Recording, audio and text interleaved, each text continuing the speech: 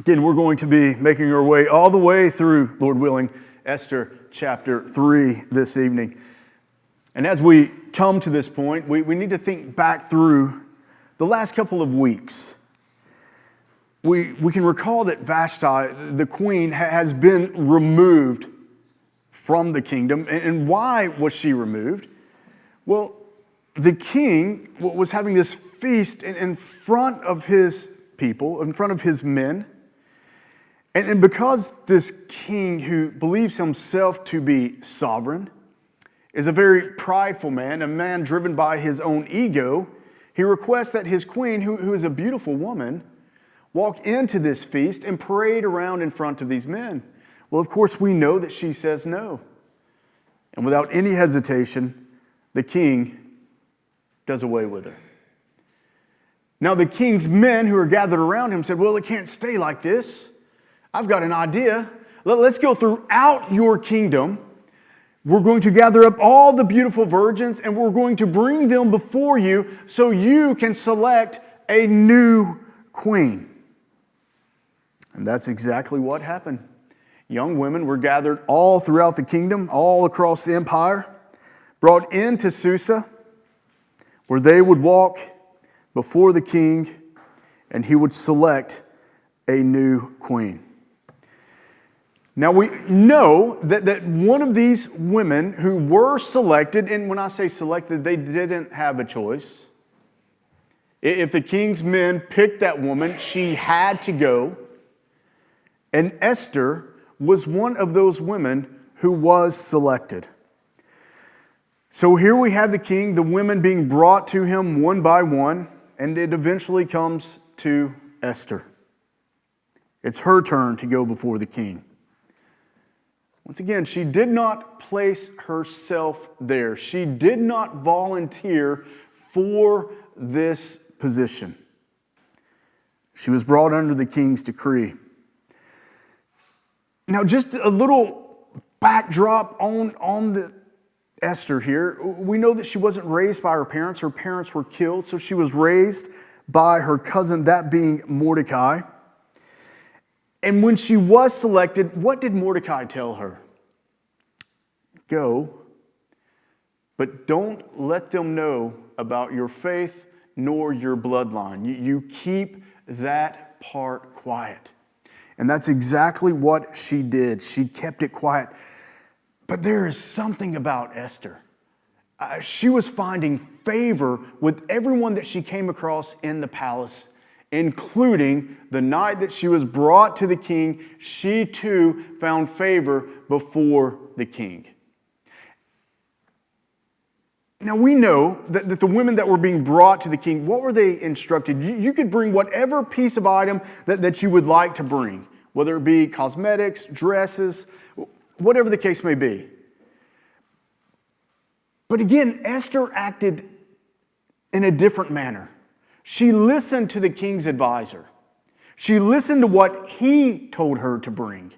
And then that's what she took. Now, you remember last week, what did she bring? We don't know. We weren't told. But she listened to the advisor. It was different from all the other women. So it's at this point that the king selects Esther. Mordecai hears about this. Now what does Mordecai do? Because he can't go into the palace, but he's still concerned. He wants to know what's taking place. So Mordecai starts camping out at the king's gate. That's where he hangs out. That's where he finds out all the information on the goings on. And man, just pause for a moment and you think about the sovereignty of God. And in what he has done, he has placed Esther in this position above all the other women. She is now queen. And because Mordecai is not able to get into the palace, he's sitting at the king's gate. And what does he overhear while sitting at the king's gate? Two of the king's men are planning to kill the king. So it's here, Mordecai gets this information to Esther. Esther then takes that information to the king, and she lets the king know, I heard this by way of Mordecai. So all of this is written down, it's chronicled, that it was through the warning of Mordecai that the king finds out about these two men. There's an investigation that takes place. And these two men, by way of the investigation going forward, are killed because of their plan to take out the king. Even though God is not mentioned in this book, and I'm going to say this until we get done with this book, but you see him decreeing every step of the way through it. And we say there's no such thing as the word coincidence. So we can't say it was just a coincidence that Mordecai was hanging out at the gate when he hears about these two men planning to kill the king. And it just so happens that Mordecai is related to the queen. So of course, as soon as it gets brought to Esther, Queen Esther, it's going to be delivered directly to the king. So we're seeing how all of this is playing out. So last week, by the time the chapter closes, everything has been brought to this specific place. Esther's queen, Mordecai remains hanging out at the gate, and that's where the chapter leaves us. So let's look at verses 1 and 2 here. We're going to combine them together, or else we're not going to get out of here till about 10:30. And I know you guys have work and school tomorrow. Some of you are going to take a nap probably within the next 10 minutes, but we're going to get you out of here, okay? So Esther chapter 3, Haman plots against the Jews. After these things, King Ahasuerus promoted Haman, the Agagite, the son of Hammedatha, and advanced him and set his throne above all the officials who were with him. And all the king's servants who were at the king's gate, again, back at the gate, right? No such thing as a coincidence.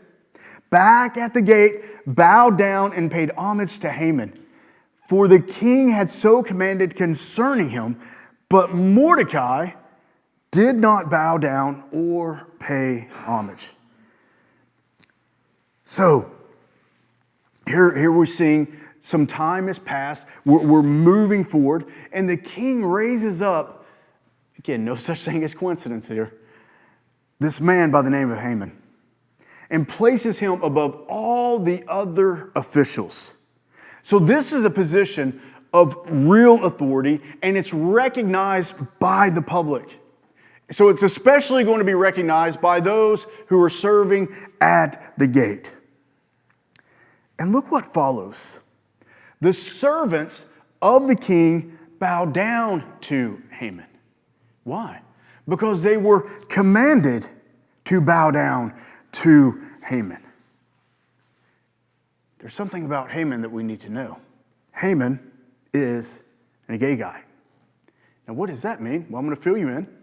All right? I'm going to fill you in here. Mordecai is a Benjamite from the line of Saul. That being King Saul. So let's go back in history just a little bit to the time of King Saul. I know what some of you are thinking. You said before 1030? Yes? So you go back to King Saul. What was Saul called to do? Saul failed to carry out what God commanded of him against King Agag. He was to carry out judgment against King Agag and the Amalekites.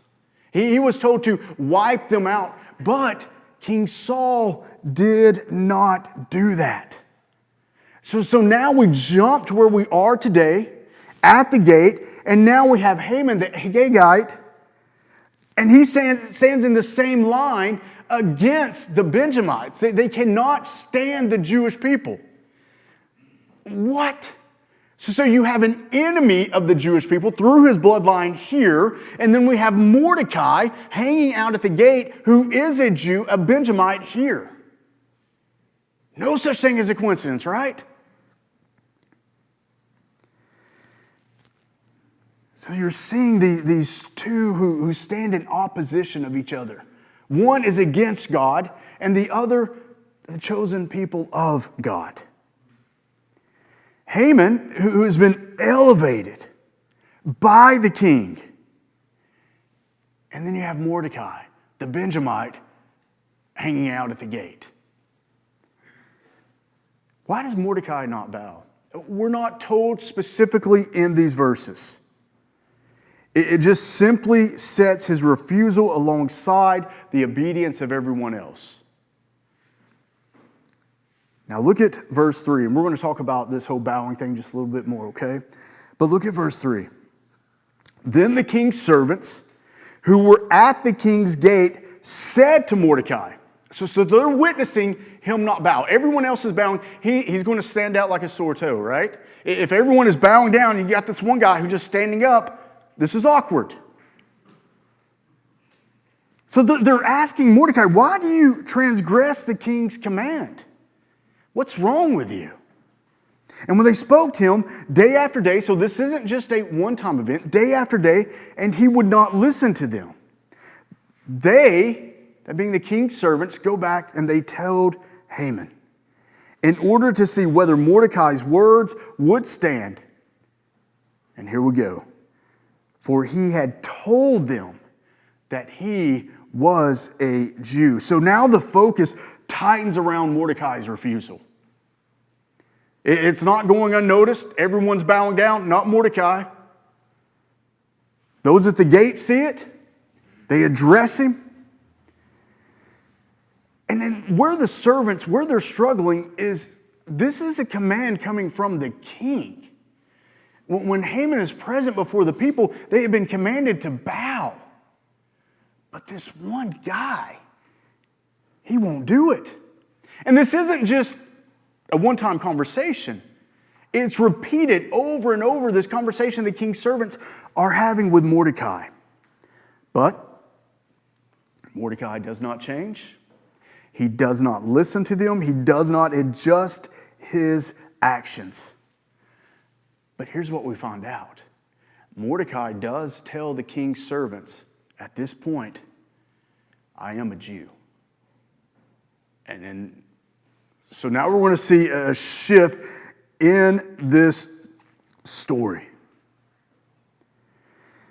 Now, I do think one of the reasons why Mordecai is not bowing to this man Haman is because, one, he is a Jew. He's now identified himself as a Jew, and he will not give that kind of honor that would conflict with his allegiance to God.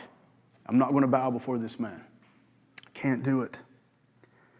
So this isn't just simply personal resistance of maybe Mordecai finding out who... Sorry, I just went blank. Haman is, and this enemy that is in this bloodline, he's like, all right, that's not the reason why. That's not the reason why he does not bow. So once he reveals himself as being a Jew, everything, like I said, changes. Look at verse 5. So picture this, right? The servants go to Haman. And they're like, I'm sure they call him sir. Sir, that one guy at the gate that we told you about who isn't bowing, he's a Jew. Now this would have greatly upset Haman. So look at what it says here. And when Haman saw, he sees it now. He's watching Mordecai. When Haman saw that Mordecai did not bow down or pay homage to him, Haman was filled with fury. But he disdained to lay hands on Mordecai alone. So as they made known to him the people of Mordecai, what's that mean? You understand who Mordecai is. He's a Jew. He made the Jewish lineage known to Haman.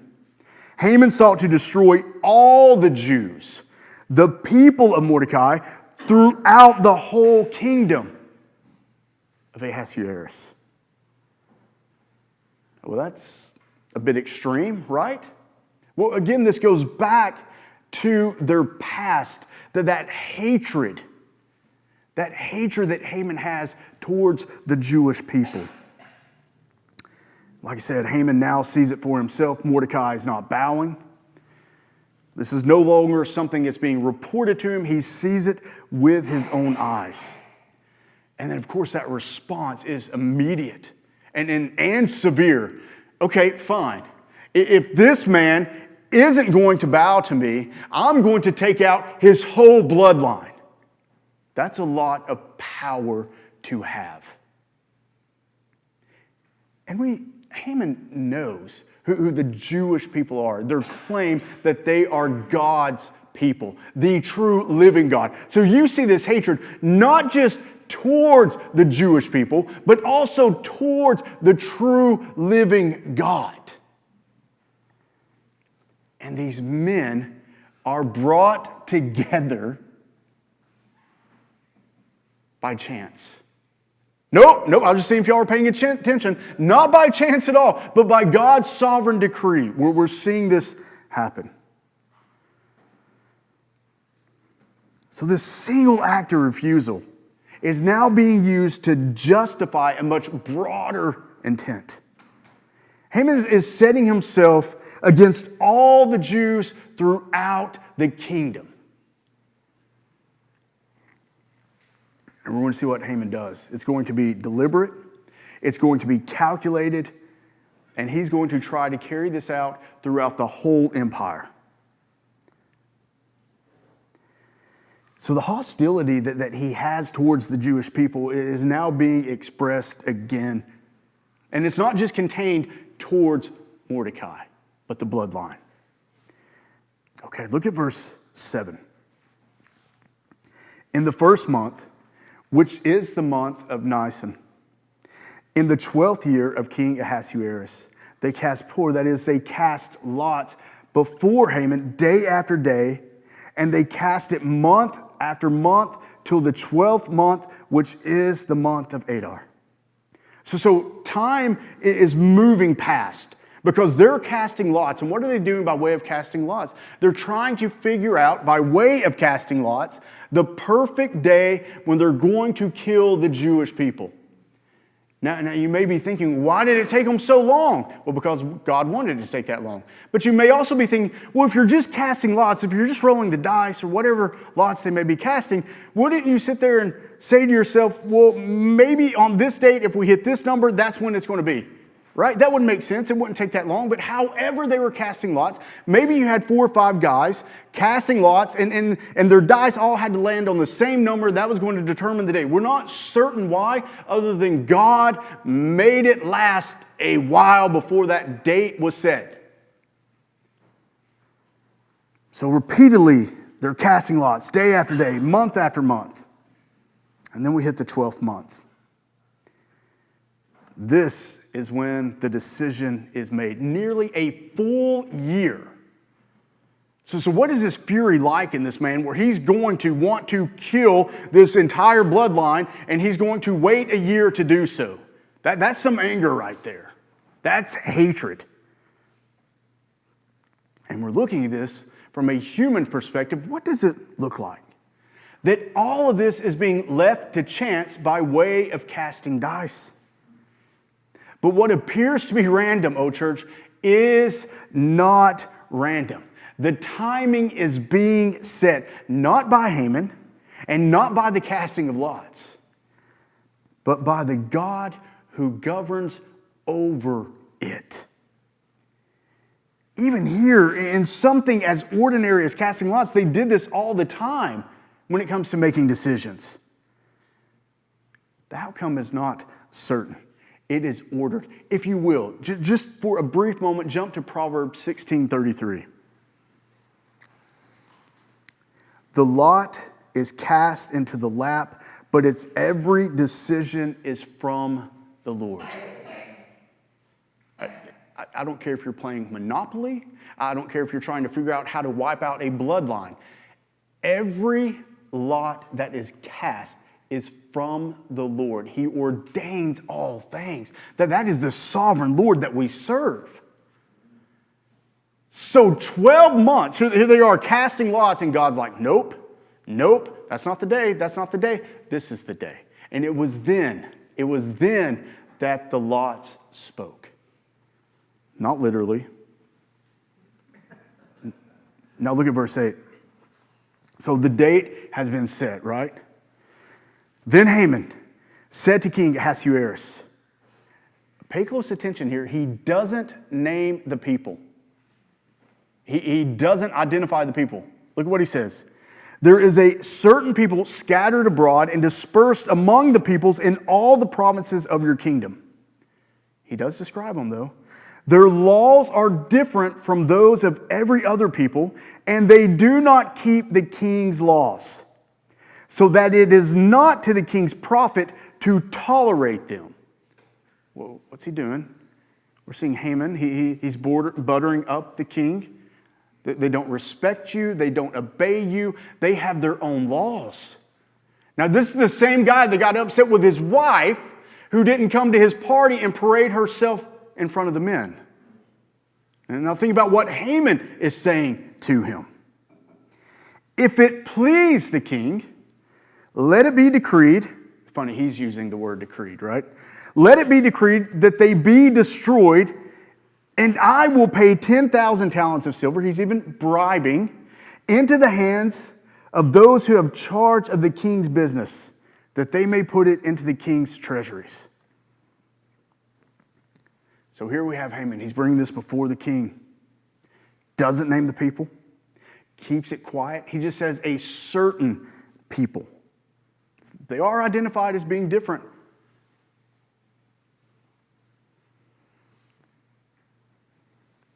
That's the key. Because what Haman is delivering up to the king, these people are rebels. You don't want rebels in your kingdom, O king. You don't want another Queen Vashti in your kingdom, O king. He even says, it is not to the king's profit to tolerate them. So again, he's presenting this in a way that appeals to the king's pride. And then he makes the request. Allow me to destroy them, to annihilate them, to kill all of them on your behalf. It's not on his behalf. Haman's pride is crushed because Mordecai will not bow down to him. Well, what do we keep seeing? Ego, pride, power, ego, pride, power. Thankfully, we don't have politicians like that today.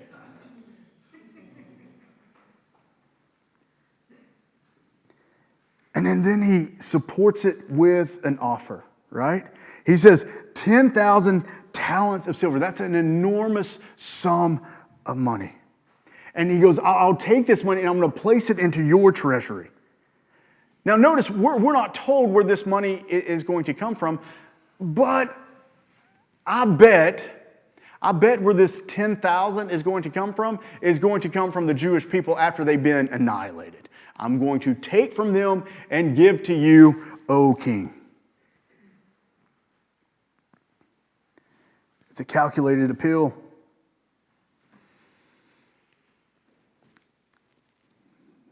And notice so not only are they disobedient to you, but you're going to make a nice sum of money off of this. Everything is in favor of the king. Now look at verse 10. So the king took a signet ring from his hand and gave it to Haman the Agagite, the son of Hammedatha, the enemy of the Jews. And the king said to Haman, the money is given to you, the people also, to do with them as it seems good to you. It appears in these verses that the king doesn't think about what's being presented to him.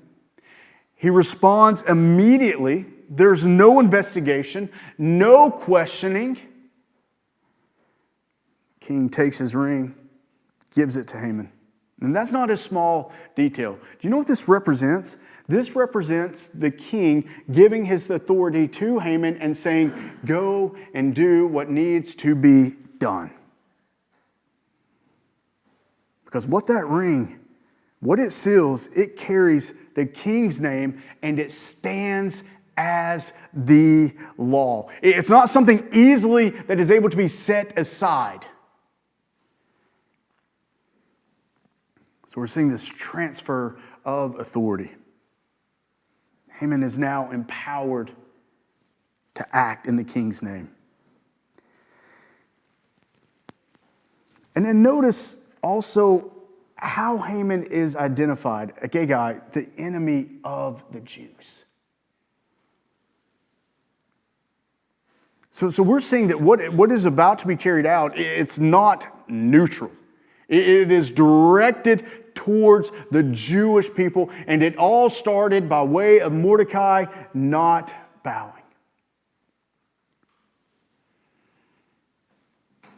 But he does something interesting here, the king that is. He tells Haman, you know what, that $10,000 that you promised me, you keep it. Do with it as you will. And then you do with the people as you will as well.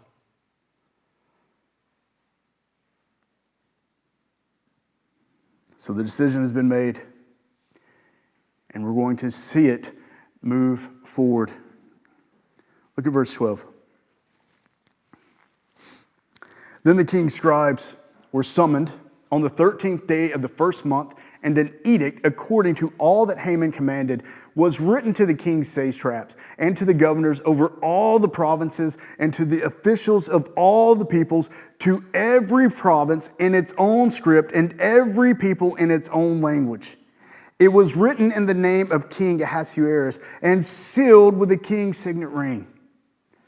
Letters were sent by couriers to all the king's provinces with instruction to destroy, to kill, and to annihilate all Jews, young and old, women and children, in one day. The 13th day of the 12th month, which is the month of Adar, and to plunder their goods. So now it's been put into writing. And it is going to be, so think about this. So the scribes are now summoned. They're going to pen this in the different languages throughout the kingdom. And then you're going to take it to all the different provinces.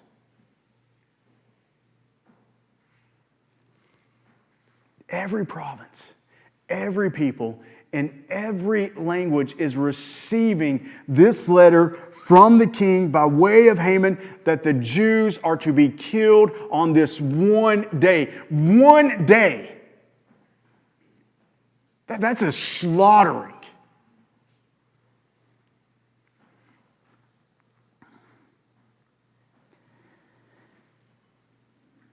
To destroy, to kill, to annihilate all Jews. And notice it doesn't say just the men. Just go after the men. No. Men, women, young, old, children. You take them all out. No one lives.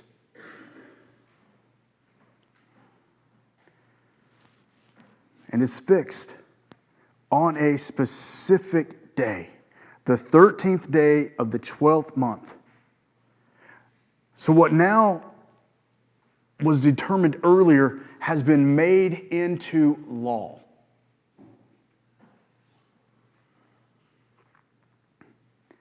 And once it is written and sent, it now stands. The command is going out, and it reaches every corner of the kingdom. Now look at verse 14. We're going to end on a cliffhanger. Verse 14, a copy of the document was to be issued as a decree in every province by proclamation to all the peoples to be ready for that day. The couriers went out hurriedly by order of the king, and the decree was issued in Susa, the citadel. And the king and Haman sat down to drink, but the city of Susa was thrown into confusion. So here it is. Copies been sent out in every province, proclaimed to all the people.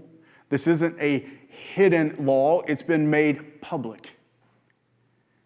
Can you imagine being a Jewish person going about your day and that letter is delivered? That the very person in that province reads that letter, one of the king's people, and that person steps out, tells another person, and here you are, a Jewish person walking down the street when someone comes running up to you stating, "You're not going to believe this. But on this day, they're coming to slaughter every one of you." How do you receive that message?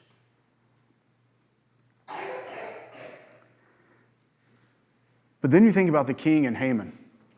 Here they are, they just sent out this decree to slaughter, to annihilate the Jewish people. And what do? Let's get drunk. Let's sit down. Let's have a drink. I'm not worried about this.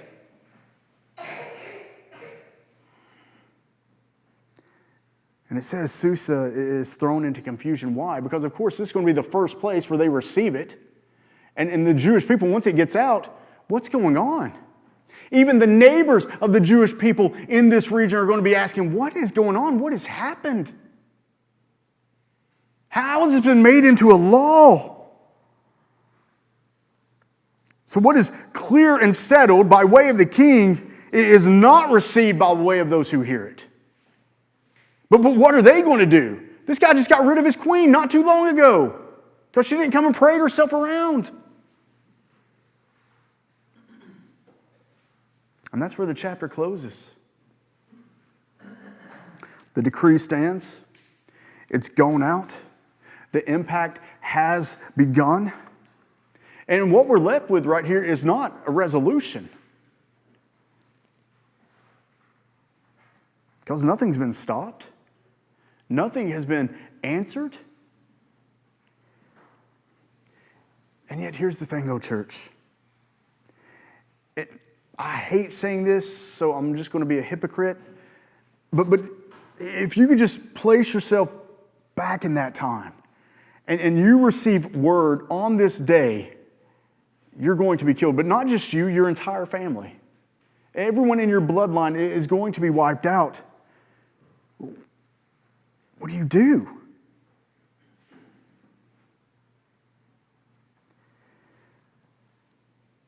For those back then, and for us today, because there's moments that we're going to face where an issue is not going to be resolved. We're just going to be sitting there left in that moment, waiting to see what happens. But can I tell you the beauty as a believer? The beauty as a believer is our hope is not in what we can see being resolved. That's not where our hope lies. Our hope lies in the fact that God is not absent when things are unclear.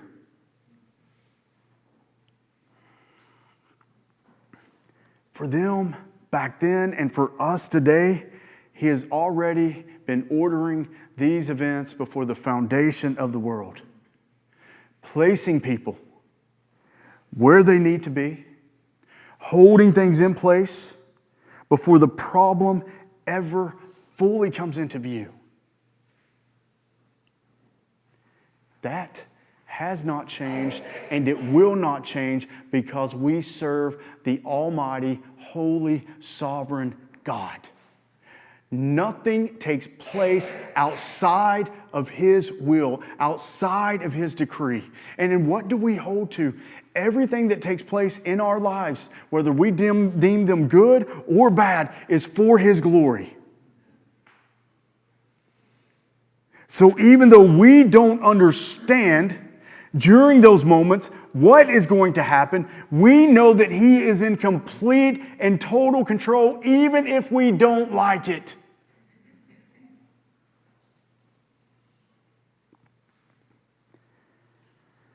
So even here, where nothing is settled from our perspective, unless you go to the next chapter and read ahead, there's not a single thing that is outside of His control. Our hope is not in what we can see, but in the God who is in control of it all. All right, we'll stop there.